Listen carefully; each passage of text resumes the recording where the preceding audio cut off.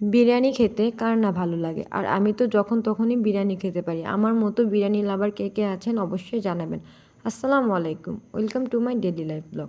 আজকে এখানে আমি বিরিয়ানি রান্না করতেছি, আর আজকে আমি বিরিয়ানির সাথে কিছুটা পরিমাণ মুগ ডালও দিয়েছি। আপনারা কারা কারা বিরিয়ানির সাথে মুগ ডাল দিয়ে রান্না করে খেয়েছেন অবশ্যই জানাবেন। আমি অনেক আগে একবার খেয়েছিলাম, তখন আমি শিওর ছিলাম না, তখন প্রায় আমি অনেক ছোটোই ছিলাম, কিন্তু আমার মনে ছিল। কিন্তু ইদানিং রিসেন্টলি একটি বিয়েতে গিয়ে আমি এখানে বিরিয়ানিটা খেয়েছি, সাথে মুগ ডাল দিয়েছিল।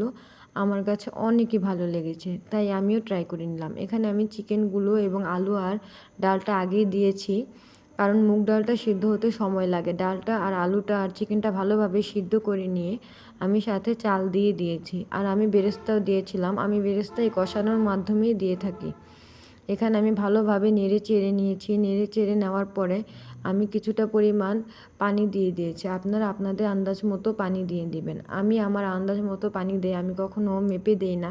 আসলে এটা একটা আন্দাজের ব্যাপার।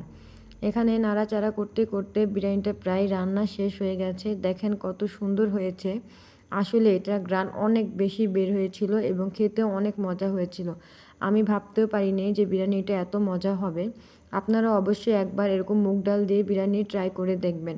খেতে আসলে অনেক বেশি মজা হয়ে থাকে, এবং রেসিপিটা কেমন হয়েছে জানাবেন। আমি নর্মালভাবেই রান্না করেছি, কিন্তু সাথে আমি মুগ ডাল দিয়েছি।